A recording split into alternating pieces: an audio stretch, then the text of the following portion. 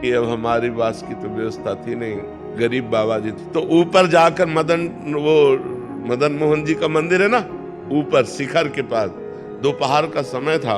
अब एकांत समय तो एकदम आर्त भाव आया, रोए कस के कि हमें वृंदावन वास नहीं मिलेगा, क्योंकि हमारा कोई परिचय नहीं, हमारे पास अर्थ नहीं, और आश्रमों में अलग व्यवस्था होती है।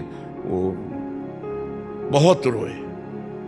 फिर आया, चलो अब काशी चलते हैं, क्योंकि अब वहीं घाटों पे जीवन व्यतीत हो रहा था। जे ही नीचे उतर के आए तो इतनी बड़ी गोरी सी बालिका, हम उस समय लाल वस्त्र भगवा वस्त्र पहनते थे, ऊपर का वस्त्र का छोर पकड़ा और वह घूमने लगी ऐसे, और कह रही, जाएगो बाबा, जाएगो बाबा।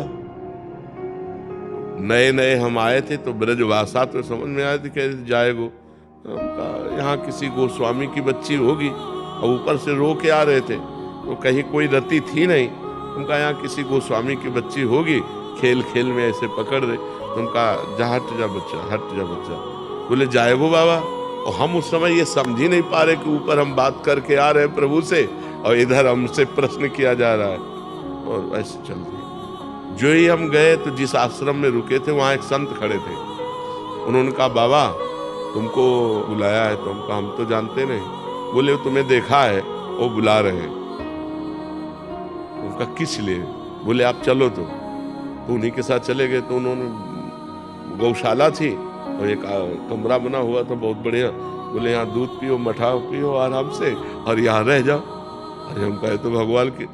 तब हमें एकदम वापस ध्यान आया कि वो जाएगो बाबा। हम कहे तो श्री जी थी। भागे, वहां दौड़ के गए, आसपास पूछा, वहां कोई गोस्वामी पर नहीं रहता, हुआ तो सब संत जन रहते। अरे हम कहा, यार धोखा हो गया। श्री जी ने ऐसा आई, हम उनको छुआ भी नहीं। वो हमारा वस्त्र, अब बालिका रूप में थे, अगर हमें पता हो कि वृंदावनाधीश्वरी लीला कर रही तो उसी समय गले लगा। पर वो बहुत चतुर है, जब तक वो सामने रहेंगे तब तक संशय रखते हैं कि पकड़ न पावे, और जहां वो अलग होते तब पक्का विश्वास हो जाता है कि प्रभु ही थे। ऐसा होता है।